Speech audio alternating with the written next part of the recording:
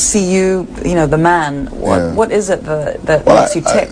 I like challenges. I like to know that we can do anything we set ourselves to do.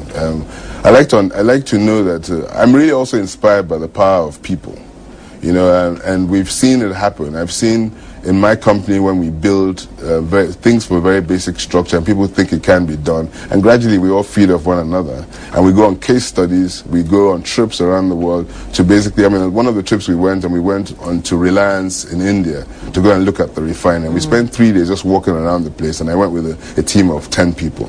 And the point I was trying to make, and which we succeeded in walking away from, that it's possible to have a world-class refinery. It's the largest refinery in the world today in a third world country.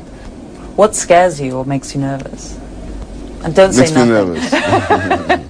Well, probably to a certain extent, succession is important. I spend a lot of time trying to make our people understand that we're only as good as being able to create capacity in the ladies and gentlemen behind us. So successful societies all over the world have taken the best, and ensured they multiplied that best by ensuring that there were many people coming on afterwards. So in a funny way, I've always said to myself, okay, fine, like the Roman Empire that kept on advancing to the point where your supply lines are so stretched far away from Italy.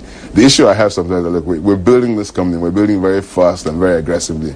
Well, what are we ensuring that we're putting enough people behind to keep it going and to keep the succession? That's your parents must be proud of you. My father's late now. My mother is, yes, definitely. No, I think the only thing is just balancing family obligations as well as, maybe I have to go to some big board meeting in England and there's a relative who's fallen ill, which I have to visit in a typical African manner. I'm getting told off my mother. Do you have a family? Do you have a wife or kids and all that? So you have to balance that too. Oh yes, all the time. So how do you do that?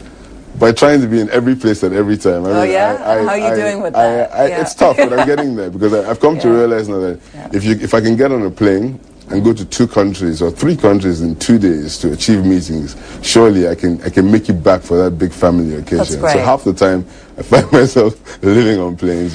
So what do you prefer, being a successful businessman or a father?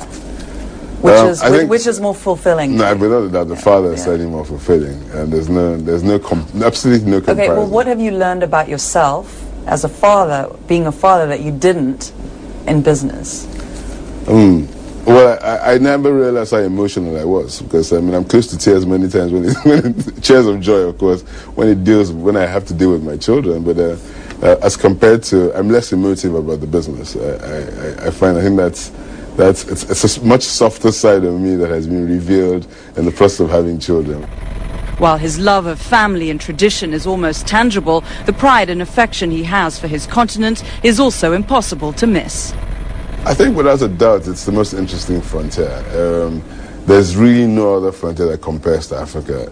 From the perspective of the population, the resources that are available, and the demand pool, and the fact that, the over 60% or 70% of that population is under the age of 20, which shows a lot of growth opportunities. Africa is evolving. Democracy is spreading across the country. Good governance is increasing. Corruption is certainly on a major downturn. It's just not fashionable any longer. The days when somebody could have all these resources without being able to explain where he got them from are done. And I think investors should realize that there's something new, which I think is special, which is indigenous companies. The ability for investors to partner with local companies who would use world-class processes and systems, but also are indigenous, so they know how to beat the system. Because that's a problem. People come in and they don't have the local knowledge and the indigenous knowledge and a professional world-class standard of an organization. In that way. So what you're saying is, I think it's the really future. important. It's the future of doing business in Africa. What are the sectors that you think, other than oil and gas, you think are key? Is it mining, agribusiness? When you look at Africa, mining, natural resources, oil and gas are the obvious ones, but fast-moving consumer goods. The demand pool is so strong for everything. Agribusiness, like you mentioned, food and beverages. There's a big plus in there. communications. It's a vast continent, and there's always so much scope. Like the GSM companies are doing so well, and they're now offering other services. They're using the same platform to transfer money, to have people pass information around in ways they've never done. For example, even prices of commodities between the farms and the centers. Do you think that people should look at the continent more in terms of region now? Our borders are still our border controls are too heavy, thus reducing the amount of trade flows between the regions. So certainly having those regional blockings is an advantage, like, you know, the COMESA, SADC, East African Community, and ECOWAS. It's a big plus. But also, I think the other grouping should also be across the business groupings.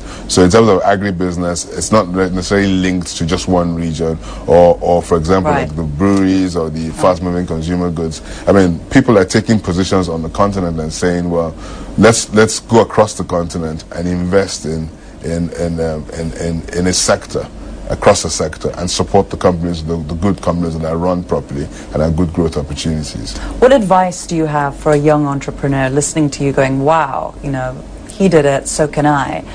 What would you say? I mean, fundamentally, first of all, believe you can do it. I think that's the first fundamental step. And I don't can-do attitude. Oh, the can-do attitude is critical. Second thing I think, Sen, is build very strong partnership. And I think more than anything is persistence. Never give up. You're going to find there are going to be a lot of obstacles you will face, and just treat every obstacle as a learning opportunity, and never give up. Really, I think those three things, in a nutshell, will be my own advice.